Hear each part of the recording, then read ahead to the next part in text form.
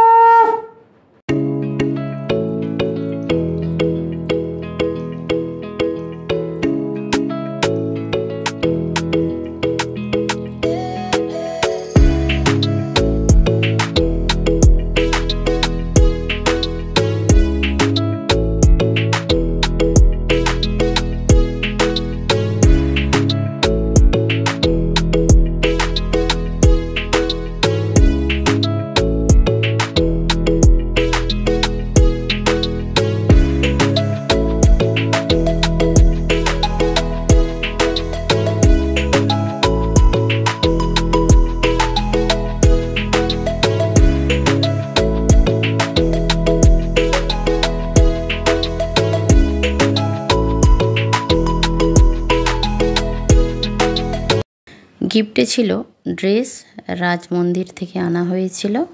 তো গিফটটা ওর খুবই পছন্দ হয়েছে।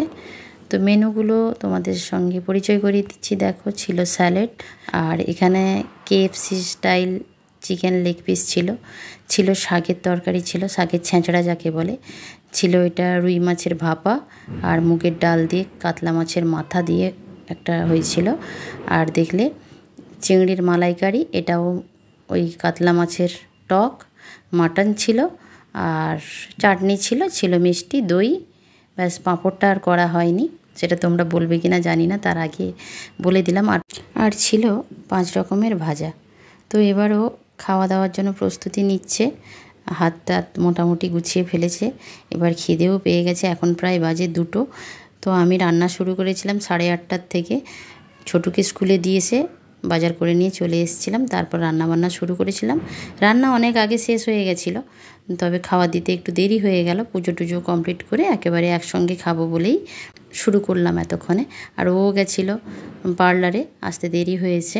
তো যাই হোক, ও এবার খাওয়া শুরু করবে। ও টক কোথায় জিজ্ঞেস করছে, ও টকটা বেশি পছন্দ করে।